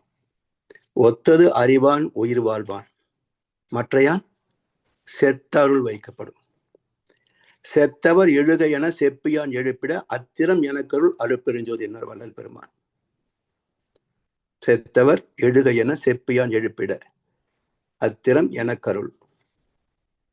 அப்ப செத்து போன பணத்தை பிழைக்க வைக்கிறது இல்லை, பிணம் போல் வாழ்கின்ற மக்கள். வெந்ததை தின்னு விதி முடிஞ்ச சாகரானுங்களே, இந்த ஜனங்களை எதுக்கு பிறந்தேன்னு தெரிஞ்சுக்கப்பா. அதான் எழுப்புவது. குருடர்களை பார்க்க வைத்தார். இன்ப துன்பத்துக்கு காரணம் என்னன்னு தெரியல. எப்படி குருடனுக்கு பாதையில மேடுபள்ளம் தெரியாதோ, அதே போல இந்த அறிவு குருடர்களுக்கு வாழ்க்கை சுகத்துக்கங்களுக்கு காரணம் தெரியல. அந்த காரணத்தை தெரிவிப்பதற்காக அறிவு கண்ணை திறந்து வைத்தார். செவிடர்களை கேட்க வைத்தார். இவங்க நல்லா சொன்னா காதிலே விழுகிறது இல்லைங்க. நல்லா சொன்னா காதிலே விழுகிறது இல்லை. அதை கொஞ்சம் கேட்கிறபடியா, கூத்துப்பாட்டு கேட்காம கொஞ்சம் கலாசம் பாட்டும் கேட்டிருந்தா கொஞ்சமாவது ஞானம் வந்திருக்கும். இல்ல நல்ல மகானுடைய கருத்துக்களை படிச்சிருந்தா கொஞ்சமாவது ஞானம் வந்திருக்கும். அப்ப கீதையை கையில தூக்கி வச்சுக்கிட்டு ஆர்ப்பாட்டம் பண்ணினா கீதையை புரிஞ்சிடாது. கீதையை படிச்சாதான் புரியும். அப்ப கீதையை படித்து தெரிந்த எத்தனை பேர் இந்துக்கள்? பைபிளை படித்து புரிந்து கொண்ட கிறிஸ்தவர் எத்தனை பேர்? திருக்குறான் வசனங்களை உள்ளபடி புரிந்து கொண்ட இஸ்லாமியர்கள் எத்தனை பேர்? இதெல்லாம் புரிஞ்சிருந்தா மத கலவரங்கள் இருக்காதுங்க. அது இருக்குன்னு இதெல்லாம் புரியலன்னு அர்த்தம். ஏன்னா எந்த மதமும் மாற்று கருத்து சொல்லல, இறைவன் வேறு வேறுன்னு சொல்லல, வாழ்க்கை நெறிமுறைகள் வேற வேறுன்னு சொல்லல. எல்லாரும் தெய்வத்தை தான் பேசினாங்க, அறத்தை தான் போதிச்சாங்க. பேதமே கிடையாது. இப்படி இந்த ஓமைகளை சொன்னார்களே தவிர அப்படியே ஊனமற்றவர்களை பற்றி பேச மாட்டாங்க ஞானிகள். அப்படியே சொல்ல மாட்டாங்க. அப்படி அம்மையார் என்ன சொல்றாங்க அவையாரு, கூன் குருடு செவிடு பேடு நீங்க பிறத்தல் அரியது, அதனினும் அரியது. எது? மனிதனாய் வாழ்வது, இறைவனை அறிவது. இப்படி இந்த அரும் பிறவியில் முன்வினை அறுத்து எல்லையில்லா மெய்ப்பொருளை அடைவதற்கு எல்லா பொருளையும் அடைந்து விட்டோம். வீடு, வாசல், பங்களா, காரு, பேங்க் பேலன்ஸ் எல்லாத்தையும் அடைஞ்சிட்டோம். ஆனா எல்லாமே லாக்கருக்குள்ள நின்று போகுது. இத்தனை ஸ்கொயர் ஃபீட்டுக்குள்ள அடங்கி போச்சு. எல்லாமே எல்லைக்கு உள்ளதான் இருக்குது. எல்லை இல்லாத ஒன்று நம்மகிட்ட இருக்குது என்னங்க? அறிவு, மனசு. அறிவுதான் மனசா இருக்குது. அப்ப நம்மிடம் இருக்கக்கூடிய எல்லையில்லா மெய்ப்பொருள் மனமாகிய அறிவு. எங்கும் நிறைந்திருக்கின்ற எல்லையில்லா மெய்ப்பொருள் அதுவும் அறிவு, தத்புருஷ. அப்ப எல்லையில்லா மெய்ப்பொருளை அடைவதற்கு அறிந்து விட்டோம். அடையணும் இல்லையா? எப்போ அடைவது? செத்து போன பிறகா? இல்ல வாழும் போதா? செத்து இறந்து போய் கதியை பெற நினைக்கும் பேதரை போல் என்னை நினையல் என்றார் வள்ளல் பெருமான். செத்து இறந்து போய் கதியை பெற நினைக்கும். கும்பகோணம் கோயிலுக்கு போயிருந்த போது மோட்ச தீபம் 150 ரூபான்னு போட்டிருந்தான். அட இவ்வளவு சீப்பா மோட்சம் போறது? 150 ரூபா விட்டா மோட்சம், மோட்சம் எங்க இருக்கு? இப்படி ஒரு வியாபாரம் நடக்கும் வச்சுங்களேன். அப்போ பக்தி, ஞானம், முக்தி, மோட்சம், நம்பிக்கை தொடங்குகின்ற வாழ்க்கை. ஏன், எதுக்கு, எப்படி, எதுக்காக கேள்வி கேட்டு விளக்கம் பெற்று அந்த விளக்கத்தின்படி அறம் சார்ந்து வாழ்ந்து வாழ்கின்ற காலத்தில் முழுமை பெற்று நிறைவு பெற்று இறை உணர்வை அனுபவத்தில் பெற்று இறந்த பிறகு இறைவனோடு ஒன்றுவதுதான் மோட்சம். விளக்கேற்றினா மோட்சம் கிடைக்காதுங்க. 150 கொடுத்தா மோட்சம் கிடைக்காது. அது வாழ்ந்து முடிந்த பக்குவம். அப்படி எல்லையில்லா மெய்ப்பொருளை அடைவதற்கு வந்த ஒரு உதவி குரு உயிரின் சேர்க்கை. இப்ப மகர்ஷிட்ட வரலன்னு வச்சுக்கோங்க, இதெல்லாம் நமக்கு தெரிஞ்சிருக்குமா? நானும் எங்கேயாவது ஒரு கோயில போய் விழுந்து சாமி சொல்றதெல்லாம் பரிகாரம் பண்ணி செத்துட்டு இருந்திருப்பேன். அங்க இருந்தவங்க தானே, பக்தியில இருந்து தான் நீங்க வந்திருக்கணும். நேரம் ஒன்றும் ஞானத்துக்கு வரல. எல்லா கோயிலும் சுத்தி பார்த்து இப்போ சுத்தம் வச்சுங்க. இப்ப போற நோக்கம் வேற, அப்ப இருந்த நோக்கம் வேற. சோ உண்மையான பக்தியில் உள்ளவர்கள் தான் ஞானத்துக்கு வருவாங்க. ஏன்னா இப்போ நம்ம வீட்டுல செடிகளை வச்சிருக்கிறோம். அது உந்து இலைகள்லாம் உந்து குப்பையா வரும்போது அதெல்லாம் அள்ளி குப்பையில போட்டு வெளியே குப்பையில போட்டுடுறோம். இதுவே தோட்டங்கள் என்ன செய்வாங்க? ஒரு குழியை தோண்டி இந்த இலைகள் எல்லாம் எடுத்து உள்ள போட்டு அதை உரமாக்கி உரத்தை எடுத்து மறுபடியும் பயிர்களுக்கு பயன்படுத்துவாங்க. இப்போ காடுகள்ல மரங்கள் இருக்குதுங்க. அங்க யார் இந்த வேலையை செய்வாங்க? அப்போ அந்தந்த மரத்திலிருந்து உதவுகின்ற இலைகள் அங்கேயே மண்ணோட மண்ணா மக்கி எல்லாம் ஆகி மீண்டும் அதே மரத்துக்கு உரமாக மாறுகிறது இல்லையா? இதே போல பக்தி என்ற பழைய இலைத்தலைகள் மக்கி போக போக ஞானம் என்ற வித்துக்கு உரமாக மாறும். பக்தி இல்லாம ஞானம் வராதுங்க. அங்க தெய்வ பக்தி, இங்க குரு பக்தி. பக்தி என்பது நம்பிக்கை. நம்பிக்கை இல்லைன்னா வாழ்க்கை இல்லை. தன்னம்பிக்கை, துணை நம்பிக்கை, இணை நம்பிக்கை, கற்பு நம்பிக்கை, தெய்வ நம்பிக்கை, அஞ்சிலும் சார்ந்ததான் வாழ்க்கை. இந்த நாளையும் சரியா நடத்துவது எதுன்னு சொன்னா தெய்வ நம்பிக்கை. ஸோ தெய்வ நம்பிக்கை என்பது ஒரு தேங்காய் பழம் விஷயம் இல்லை. அறம் சார்ந்த வாழ்க்கை. அதுக்கு பேருதான் தெய்வ நம்பிக்கை. நீங்க அறத்தை புறக்கணித்து விட்டு சேகர் பாபு மாதிரி நேத்தி பூரா பட்டை போட்டுட்டு போனீங்கன்னா அது அறம் ஆகாது. அதெல்லாம் பக்தி ஆகுமா? அதெல்லாம் நம்ம வேஷம் போட்டுக்கலாம், அவ்வளவுதான். அறம் சார்ந்த வாழ்க்கை அதுதான். இப்படி குரு உயிரின் சேர்க்கை வணங்கி குரு திருவடியை வாழ்த்தி வாழ்வோம். அதாவது குரு திருவடியை வாழ்த்துதல் என்றால் வாழ்தல், வாழ்ந்ததை அனுபவத்தை சொல்லுதல். வாழ்ந்து உரைப்பது வாழ்த்துறை. அதன்படி குரு திருவடின்னு சொன்னா காலை பிடிச்சிக்கிறதோ காலை தொட்டு கும்பிடுறதோ அல்ல. குரு எப்படி வாழ்ந்தாரோ, குரு எப்படி ஆன்மீக பயிற்சிகளை செய்து மேன்மடைந்து முழுமை பெற்றாரோ, அதே போல அவர் எந்த பாதையில போனாரோ அதே பயிற்சி முறைகளை, தத்துவ விளக்கங்களை எல்லாம் கற்று அதே அறுவடை சீரமைப்பு, தவம் இதெல்லாம் செய்து அவர் அடைந்த ஞானத்தை நாம் அடைவதற்கு முயற்சியாது செய்யணும். அதான் வணங்கி குரு திருவடியை வாழ்த்தி வாழ்வோம். வாழ்வது நாம, வாழ்த்துவது குரு வாழ்ந்த திருவடியை பின்பற்றி அதே முறை அனுபவங்களை பெற்று தானும் உணர்ந்து மற்றவர்களுக்கும் சொல்லுவது. அது வாழ்த்துதல், வாழ்த்து உரை. நாம வாழ்வோம். இப்படி இந்த அற்புதமான கவியை மகிழ்ச்சியோடு குருவின் உதவியாக குரு வணக்க பாடல்களிலே ஒன்றாக தந்திருக்கிறார்கள். உணர்ந்து பயன்பெறும் என்று சொல்லி வாய்ப்பளித்த சேவமடுத்த அனைவருக்கும் நன்றி பாராட்டி இந்த உரையை நிறைவு செய்யும் என்று சொல்லி நிறைவு செய்கின்றோம். வாழ்வளமுடன், வாழ்வளமுடன், வாழ்க வையகம். வாழ்க வளமுடன். மிக்க நன்றிகள் ஐயா. வாழ்க ஐயா. மிகச்சிறப்பு. 3 கவிதைகள் நினைக்கிறோம். 3ம் பூஜ்ஜியத்தை பற்றிய 2 கவிதை, குருவின் உதவி 3 தான். ஒரு சிறப்பையா, பல தெளிவான ஆழமான விளக்கங்களை நாம் இன்று கற்றிருக்கின்றோம். மிக்க நன்றிகள்.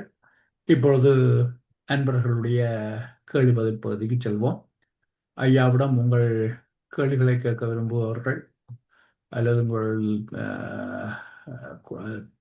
மேலதிக தெளிவு கேட்க விரும்புபவர்கள் கைகளை உயர்த்தி கேட்கலாம். கிருபாநிதி அம்மா. ஐயா வாழ்க வளமுடன் ஐயா. வாழ்க வளமுடன் அம்மா. நன்றி ஐயா, ரொம்ப சிறப்பா இருந்தது. இது யூடியூப்ல வரும்ல ஐயா? வரும்மா, கேடா ஸ்கை இதுல வரும்மா. ஓகே ஐயா, உடனே போட்டுறாரு. உருவம் சொருவம் இல்லையா? சொருவம்ங்கிறது நம்ம அதாவது அருவம் சொருவம். நீங்க சொருவம்ங்கிறத நம்ம உருவம்னு எடுத்துக்கலாமா, இல்ல அதுக்கு இதுக்கு வித்தியாசம் இருக்கா? அதாவது சொரூபம், ஸ்வரூபம், சம்ஸ்கிருத வார்த்தை ஸ்வரூபம் என்ன சொல்லுவாங்க, வேத மந்திர ஸ்வரூபாய நமோ நம. அப்ப அதுவே தான் இந்த உருவமாக வந்திருக்கிறது.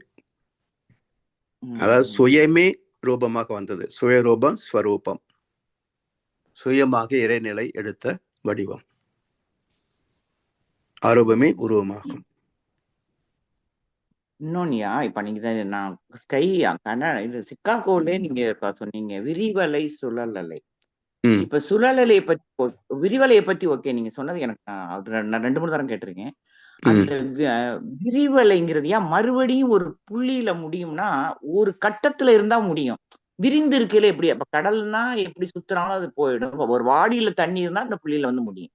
அதுல வித்தியாசம் இருக்கா இல்ல அது எப்படி ஐயா? எனக்கு கொஞ்சம் அதுல நான் அப்பவே உங்கள்கிட்ட கேட்கலான்னு இருந்தேன். இல்ல இப்போ வந்துமா, நம்ம ஒருத்தர் கூப்பிடுறோம் வச்சுக்கங்களேன், ஒரு குறிப்பிட்ட தூரத்துக்கு மேல சத்தம் கேட்கலன்னு சொல்றாங்க இல்லையா?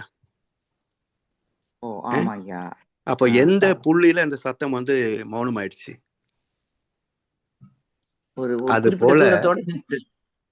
அது போல இந்த அலை சுழல்கின்ற போது ஒரு புள்ளியில முடிஞ்சு போயிடும். புரியுதியா? நான் நினைச்சேன் சுத்தி விடும்போது தண்ணி இப்ப சுத்தி விடுறேன், நான் அதை அடிக்கடி செய்வேன் குளிக்கையில.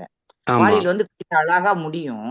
அப்ப கடல் எல்லாம் அப்படி வந்தா எப்படி முடியும் ஐயா? இத புள்ளியில வந்து முடியும்னு சொல்றாங்களே அப்படின்னு ரொம்ப நாள் நினைச்சிருந்தேன். இன்னைக்கு அந்த மறுபடியும் நாம பருப்பொருளா பாக்குறது வேறம்மா.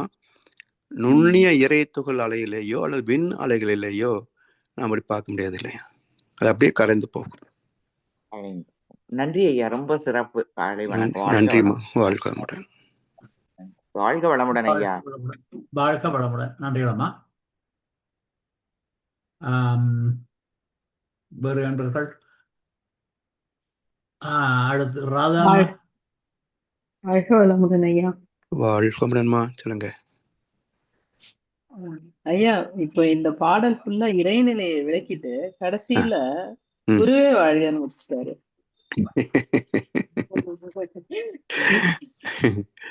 அவருக்கும் 3 குருமார்கள் இருந்தாங்களாமா. ஆக்சுவலா இறைதான் குரு. ஆமா இறைதான் நமக்குள்ள இருந்து எல்லாவற்றையும் விளக்குறது. ஆமா குருவுக்குள்ளேயும் அந்த இறைதான் இருந்து ஆமா செய்து குருவாய் வருவாய். குரு இறை இறை குருவாக இறையை குருவாக வாழ்கன்னு சொல்றாரு. அப்படி ஆ, சொல்லாங்கய்யா. ஆமாம்மா அது அந்த இதுல வருது. குருவாய் வருவாய் அருள்வாய் குகனேன்னு திருப்புகழ் இறையே வர்றதுக்கு. இறை இறைநிலையை விளக்கிட்டு அதுவே குருவாக இருக்கு. அந்த ஆமா குருவே நீ வாழ்க அப்படின்னு சொல்ற ஆமா மாதிரி. ஆமா அதே மாதிரி இப்ப அந்த அம்மா சொன்னாங்க அது வந்து விரிவலை ம். மடிப்பு விழுறதுனால சுழலையா மாறுது. அப்படிதானே? மடிப்புன்னு சொல்லும்போது நாம நினைக்கிற மாதிரி மடிப்பா நினைக்கிறோம்மா. இல்ல சூழ்ந்தெழுத்து மாற்றலால இதன் ஏற்படக்கூடிய திணிவு மடிப்பு. மடிப்பு விழ சுழலும் நுண் அலையா. சோ விரிவலை தான். ஆ, ஆனா விரியாம மடிப்பு விழுறதுனால சுழன்று மீண்டும் அந்த ஆமா புள்ளியிலேயே போய் சேருது. எல்லா சரி பக்கத்துலயும் அந்த சூழ்ந்தெழுத்தம் இருக்கிறதுனால ஆமா அது சுழலையாக மாறுது. அந்த மடிப்பு என்பது மிக நுட்பமான மடிப்பு. மடிப்பு ஆமா. மடிப்பு இப்போ ஒரு அதான் பேப்பர் அந்த மடிக்கிற கைனமேட்டிக் வச்சுக்கோமா. வேரிங் தான் இப்போ ஒரு இல்லைங்களா? பேப்பர் மடிக்கிற வச்சுங்களேன், அந்த மடிப்பு விழுகிற இடத்துல அது அதுதான் ஸ்டார்டிங் பாயிண்ட். ஆமா அப்ப அது எவ்வளவு நுட்பமா இருக்கும். ஆமா அது போல இந்த ஆற்றல் எழுச்சி பெற்றது நேரா போக முடியாம திரும்புது பாருங்க, அப்ப மடிப்பு. ஆமா அதுதான் மடிப்பு. அந்த மடிப்புக்கு காரணம் அந்த கைனமேட்டிக் சூழ்ந்தழுத்தம். அதான் சூழ்ந்தழுத்தம். பட் அதே சமயம் அதனுடைய அந்த இதுக்கு காரணம் அந்த நுண்மைக்கு காரணம் வந்து கைனமேட்டிக் வேரிங். அந்த நுண்மையான மடிப்புக்கு காரணம் கினமேட்டிக் விட்டு விட்டு அழுத்துறது. ஆமா அந்த ஒரு அழுத்தத்துக்கும் அது மடிக்கிறது. ஆமா அப்படித்தானே? ஆமா அதே மாதிரி அலை வந்து நிலைப்பதும் இல்லை ஓடுவதும் இல்லை, கொடுத்துட்டு மறைஞ்சிருது. அப்படிங்களாயா? இப்ப மடிப்பு விழும் பொழுது மடிப்பு விழும் பொழுது அது வந்து அடுத்த இறைத்துகளுக்கு கொடுத்துட்டு அது மடிஞ்சிருது. அப்படி எடுத்துக்கலாம். அடுத்த இறைத்துகளுக்கு அதனுடைய தன்மை பாஸ் ஆகுது. அப்படி எடுத்துக்கலாம். ஆமா ஆமா அது ரொம்ப மைன்யூட்டா இருக்கிறதுனால கன்ஃபியூஷன் ஆகும். ஆர் மேபி அந்த இறை நிலையிலேயே அது வந்து அதை கொடுத்துட்டு அதுக்கப்புறம் அதனால அது இறைத்துகள் எடுத்துக்குது. அப்படி எடுத்துக்கலாமா? அப்படிங்களா? இல்ல அது வந்து ஒரு தன்மை எப்படி பாஸ் ஆகுது என்ன சொல்லுவானாக்க, ஒரு எனர்ஜி பக்கத்து எனர்ஜி கொடுக்குது, அது தனி இன்னொன்று கொடுக்குது. இந்த நம்ம அந்த மியூசிக்கல் சேர் பால் போடுறோம் இல்லையா, அது மாதிரி அந்த எனர்ஜி வந்து பாஸ் ஆகிட்டே போக முடியுமாங்க ஒன்றிலிருந்து ஒன்றாக. ஏன்னா இந்த பிரபஞ்சம் முழுவதுமே காந்த துகள் தான். அப்ப என்ன ஆகுது, அது இன்ஸ்டன்டா ஒரு அசைவு என்பது கடைசி வரைக்கும் போகும். அது நம்ம எக்ஸாம்பிள் அந்த எலக்ட்ரிக்கல் ஒயர் நம்ம சொல்றோம் இல்லைம்மா, 1 மீட்டர் ஒயர் இருந்தாலும் 100 மீட்டர் ஒயர் இருந்தாலும் சுவிட்ச் போட்டு உடனே பல்ப் எரியும் இல்லையா. 100 மீட்டர் தூரம் போகணும்னு சொல்லி மெதுவாக எறிகிறது இல்லையே. அப்ப என்ன ஆகுது, அந்த கடத்தல், அந்த எலக்ட்ரிசிட்டி எலக்ட்ரான் வந்து ஒண்ணுக்குன்னு கடத்திட்டு போயிடுது. அது மாதிரி தான் கண்டினியூஸ் ஃப்ளோ பக்கம் தான் இருக்கும். அது தொடர்ந்து ஃப்ளோ வந்து இன்ஸ்டன்ட் போயிட்டே இருக்கும். இப்ப 2 எலக்ட்ரானுக்கு நடுவுல ஒரு வெளி இருக்கு இல்லையா, ரொம்ப நுண்மையானது. ஆமா, அந்த வெளியில அந்த தன்மை இருக்குமா? அது வந்து சுத்தவெளியுடைய தன்மை. அதுல வந்து இந்த கடத்தக்கூடிய அந்த விண்ணுடைய இறைத்துகளுடைய தன்மை அந்த வெளியிலயும் இருக்குமா?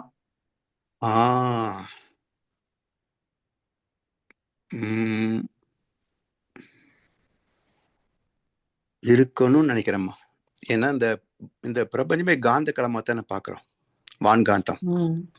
அந்த காந்தம் இல்லைன்னா இந்த நம்ம சேட்டலைட் கம்யூனிகேஷன்ல போகுது பாருங்கம்மா, அது கடத்தி போக கட் ஆயிடும் ஒரு இடத்துல. அப்ப அது இருக்கிறதுனால ஏகத்துக்கும் இந்த வான்காந்த நிலை இருக்கு அப்படின்றது. இறைத்துகள் ஒன்னோட ஒண்ணு சேர்ந்திருந்தா வெளியில இருக்க வேண்டாம். பட் இப்ப சேரல, நடுவுல கேப் இருக்கு. அப்ப அந்த கேப்லயும் இல்ல, இறைத்துகள் சேர்ந்து இருக்கும், விண்கள் தான் சேராது. இல்ல சேராது இல்லைங்க, இறைத்துகளும் ஒன்னோட ஒண்ணு சேருது, பக்கத்துல நெருங்கிதான் இயங்கும். ஆமா கலந்து போகாது. அப்போ there is a gap. ஆனா அதனுடைய கேப் வந்து விண்ணுல இருக்கிறத விட இன்னும் ரொம்ப சட்டிலா இருக்கும். இறைத்துகளும் ரொம்ப சட்டிலா தான். ஆமா, அப்ப அந்த கேப்லயே இருக்கணும். அப்படி எடுத்தா காந்தம் இல்லைன்னா டிராவல் பண்ண முடியாதுமா. வேவ்ஸ் வந்து டிராவல் பண்ணணும்னு சொன்னா காந்த களமாக இருக்கணும். அப்ப இந்த அந்த பிரபஞ்சமே காந்த காலத்துக்கு காரணமே இறைத்துகள் தானேங்க. ஆமா இறைத்துகள் தான். காந்தமே நம்ம வந்து இறைத்துகளை தானே சொல்றோம். காந்தமே ஆமா ஆமா இறைத்துகள் ஃபார்ம் ஆகக்கூடிய இடம் தான். பட் அந்த 2 இறைத்துகளுக்கு நடுவுலயும் கொஞ்சம் வெளி இருக்கு இல்லையா? ரொம்ப வெளி, ரொம்ப அது ரொம்ப நுண்மையான வெளி. ரொம்ப நுட்பமா இருக்கலாம். அந்த வெளியில இருக்குமா அந்த தன்மை? அதுதான் என்னுடைய கேள்வி. இல்ல, எனக்கு என்னுடைய கருத்து வந்து இந்த இறைத்துகளுக்கு பக்கத்துல கேப் இருக்க மாதிரி தோணலம்மா. ஏன்னா அந்த ரிப்பல்சன் அப்ப எல்லாம் ஒண்ணா சேர்ந்துருமேங்கறியா? சேர்ந்துருன்னா 3 அலைச்சூழல் இருக்குல்ல, 3 பக்கத்துல 3 போகலாம். ஆனா இந்த எலக்ட்ரான் அப்படி வரும்போது அதனுடைய விலக்கு விசை அதிகமா இருக்கிறதுனால இந்த மேக்னெட்டிக் ஃபோர்ஸ் அங்க போய் 2 ஜங்ஷன் ஆகிற வரைக்கும் தூரம் ஃபார்மேஷன் ஆகும். இப்போ பூமிக்கும் சூரியனுக்கு இடையில 9 கோடி மைல் அப்படின்னு சொன்னா இருந்து வரக்கூடிய அலைகள் காந்த அலைகளாக போய் அதனுடைய அலைகளும் காந்த அலைகளாக வந்து 2 ஒரு கட்டத்துல ஜங்ஷனாக நிற்கிற போது அதுதான் தூரமாக மாறுது. அது மாதிரி இது 3, அதுவும் 3, 2 பக்கமும் ஜங்ஷன் ஆகும். ஓகேங்க, இன்னொரு தடவை யோசிச்சுட்டு சொல்லுங்க. ஆமாம்மா, யோசிச்சு பாருங்க. அது கொஞ்சம் நுட்பமா தான் வரும். ஏன்னா எரித்துள் 2 பண்புகள் தானே, இடமும் வேகம் மட்டும்தான். தூரம் என்பது அது கிடையாது. தூரம் காலம் வந்து எலக்ட்ரான்ல தான். ஐயா, இடம் வந்த உடனே அப்ப தூரம் வந்துருது இல்ல? இடம் இருக்கு இருக்கு சுத்தி ஒரு புலம். ஆனா அது ரொம்ப நுண்மையா இருக்கு. மிக நுட்பமாக இருக்கிறதுனால ஒன்று சேர்ந்து இருக்கும் அப்படின்னு கலந்து போகாது சொல்ல முடியாது. நெருங்கி இயங்கிறது தான். நெருங்கி இயங்குற அந்த டிஸ்டன்ஸ்ல வேறுபாடு. இறைத்துகளுடைய நெருங்கி ஏற டிஸ்டன்ஸ் இன்னும் சற்று ரொம்ப ரொம்ப அதை இமேஜினே பண்ண முடியாது. அந்த அளவுக்கு சற்று இறைத்துகளும் பண்ண முடியாது அந்த டிஸ்டன்ஸ். பட் அப்ப வெளி ஆனா இருக்கு, அங்கேயும் ஆனா வெளி இருக்கு, கொஞ்சமா இருக்கு. மிதந்துட்டு தான் நீங்க இருக்க முடியும். ஆமா.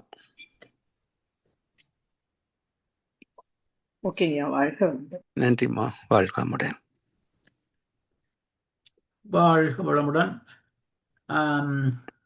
ஐயா, இந்த அந்த குருவணக்கம் முதல் பாட்டுல தன்னளவாய் இருந்திருவன் தான்பாடாய் கருத்திற்கு தனக்கென்ற ஒரு தனி மதிப்பு இதுமன்றி அந்த பாட்டுல மிச்ச வரிகள் எல்லாவற்றுக்கும் இப்ப இந்த எண்கள் என்ன தன்னை போல் மற்றொரு எண்ணை கொண்டு அதை கூட்ட வகுக்க பெருக்க எல்லாம் என்றது அது சுத்த ஒளியின் பண்பாகவும் வருகிறது.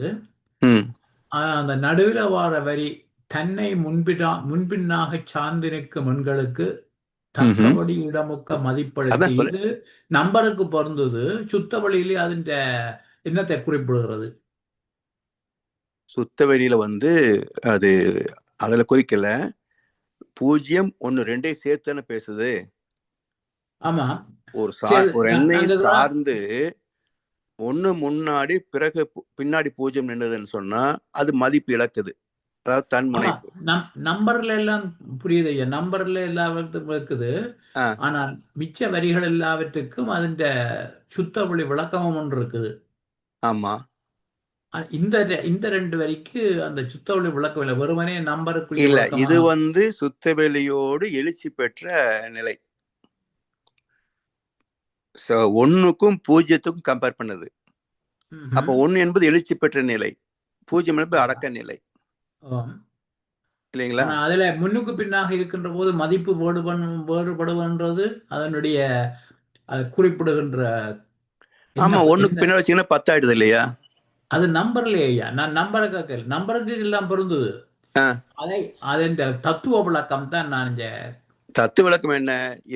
இறைவனை சிறப்பை உணர்ந்து அடக்கம் காத்தால் அந்த அடக்கம் பெற்ற மனிதனுடைய ஆற்றல், உடலாற்றல் சரி, மன ஆற்றலும் சரி, புரிந்து கொள்ளக்கூடிய அறிவுத்திறம், இவை எல்லாமே சிறப்படையது இல்லையா? அடக்கம் அமரருள் ஓய்க்கும். இந்த நன்மைகள் எல்லாம் வேற எந்த வகையில பெற முடியும் இல்லைங்களா? முன்னுக்கு நிற்பது பின்னுக்கு நிற்பதுன்றதுதான் எனக்கு. முன்னுக்கு நின்னா தன்முனைப்பு, பின்னுக்கு நின்னா அடக்கம். ஓகே, சரிங்களா? மற்றது அடுத்த இந்த அருளரசாயன்றதுல அருளுக்கு விளக்கம் தந்திருக்கிறீர்கள் அரூபமாக உள்ளே இருப்பது என்று. நாங்கள் வழக்கமான பேச்சு வழக்கிலை இறைவருடைய அருள் கிடைக்க வேண்டும், குருவருடைய அருள் கிடைக்க வேண்டும் என்று சொல்றோம் தானே ஐயா. அந்த அருள் இதுல இருந்து எவ்வாறு வருது? அதேதான் அருள் கிடைப்பது அப்படின்னு சொன்னாக்க அந்த உள்ள இருக்கின்ற தெய்வத்தன்மை நமக்கு கிடைக்கணும்ன்றது தானே. அதை உணர்கின்ற போது அடக்கம் வரும். அடக்கம் வந்தா எல்லா சிறப்புகளும் சேர்ந்து வரும்.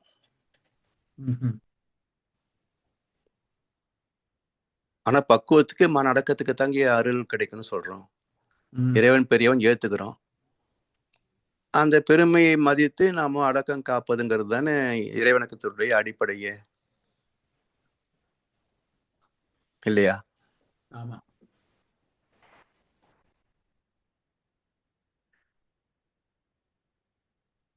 மற்றது அந்த தந்ததாய் இருவரும் என்ற பாட்டுல அந்த குரு உயிரின் சேர்க்கை, அதை கொஞ்சம் அது குரு உயிரின் சேர்க்கை என்பது உணர்வு கலப்பு. தாய் தந்தை உயிர் சேர்க்கை என்பது வேற, குருவின் உயிர் சேர்க்கை என்பது வேற.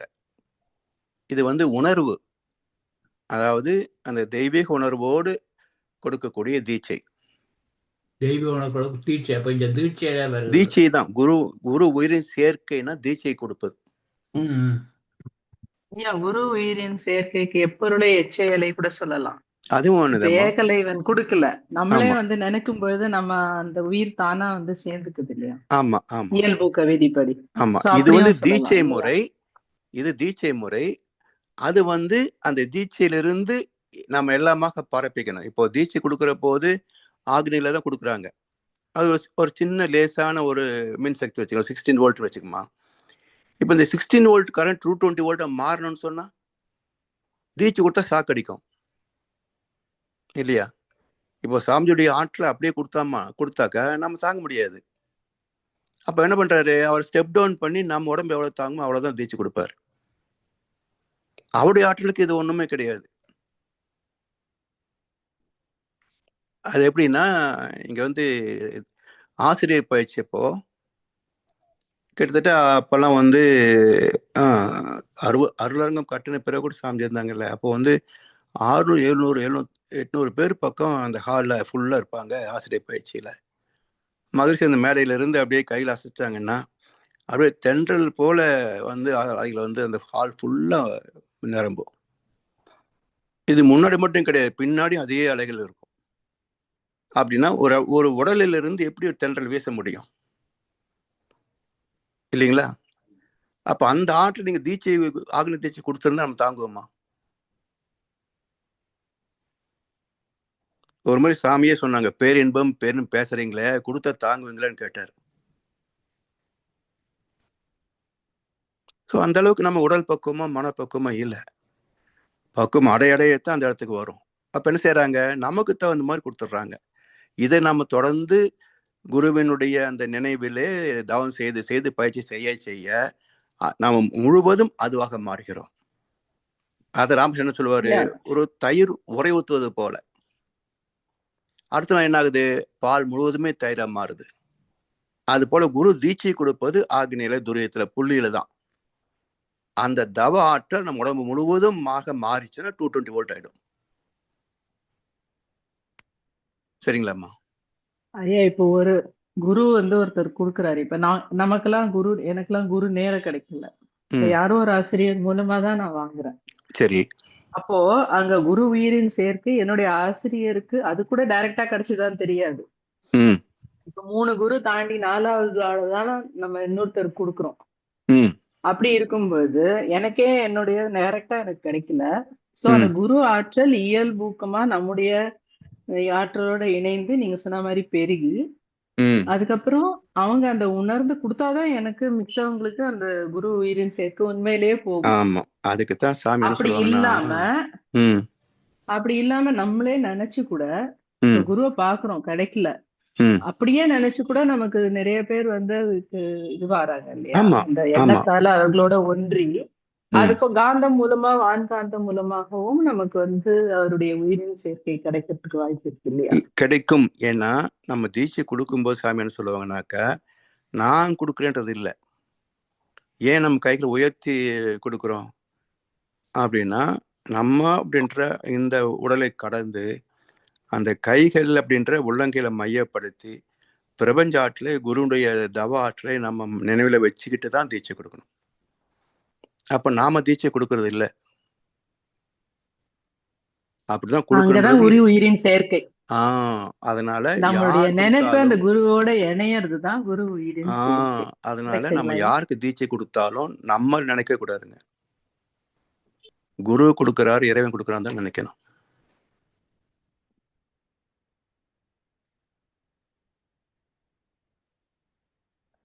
அப்போ யார் கொடுத்தாலும் குரு கொடுத்த மாதிரி தான் கணக்கு.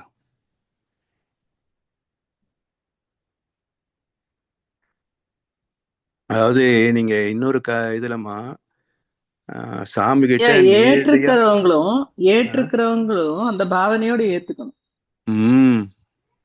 இல்லையா? ஆமா ஆமா, நான் குரு கிட்ட இருந்து வாங்கிக்கிறேன்ற ஒரு பாவனையோட ஏத்துக்கணும். பாவனையோட சொல்லி நம்ம தீட்சை வந்து ஆமா தீட்சை கொடுக்கும் போதே சொல்லணும் அப்படின்னு சொல்லிடணும். ஏன்னா இதுல என்ன அனுபவத்துல வந்து இப்போ சாமி கிட்ட நேரடியா அவரே தொட்டு தீட்சை கொடுத்த எத்தனை பேர் வந்து திரும்ப மன்றத்துக்கு வர போயிருக்கிறாங்க. ஆனா நானும் சாமி கிட்ட நேரடி தீட்சை வாங்கினது கிடையாது. வேற ஆசிரியர்கள் தான் கொடுத்தாங்க. அப்போ சாமி தொட்டு கொடுத்தவங்க போயிட்டாங்க, நாம நினைச்சிருக்கிறோம் அப்படின்னாக்க அவங்களுடைய கருமையம் ஒன்று இருக்கலாமா? அதனால நம்ம வந்து சாமி கொடுத்தாத்தான்ற இல்லை, சாமி நினைவோட யார் கொடுத்தாலும் குரு கொடுத்த மாதிரி தான் கணக்கு. அது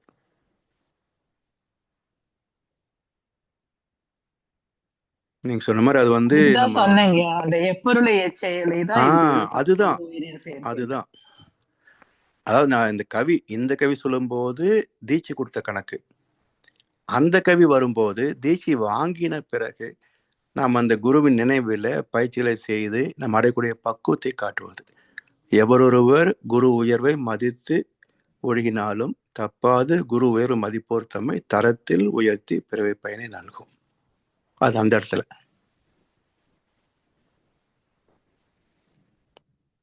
சரிங்களாம்மா? 2 இடத்துல வருது. ஒன்று தீட்சை கொடுக்குற போது, இன்னொன்று தீட்சை வாங்கிட்டு நம்ம பயிற்சி செய்யும் போது அந்த கவி.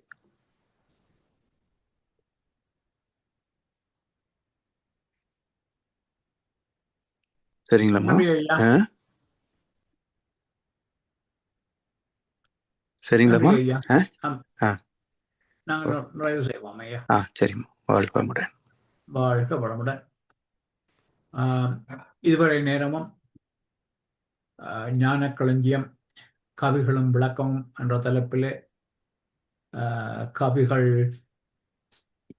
11, 12, 15 இந்த கவிகளுக்கான தெளிவான நல்ல விளக்கங்களை எல்லாம் நமக்கு தந்த முதல்நிலை பேராசிரியர் பழனிசாமி ஐயாவுக்கு கனடா கையோக மன்றத்தின் சார்பில் எமது மனமார்ந்த நன்றிகளை தெரிவிப்பதோடு எல்லோருமாக இணைந்து ஐயாவை வாழ்த்துவோம். பேராசிரியர் பழனிசாமி ஐயா அவரது உடல் நலம், மனவளம், பொருளாதார வளம், அவரது அன்பு குடும்பம், அவரது வேதாத்திரிய தொண்டு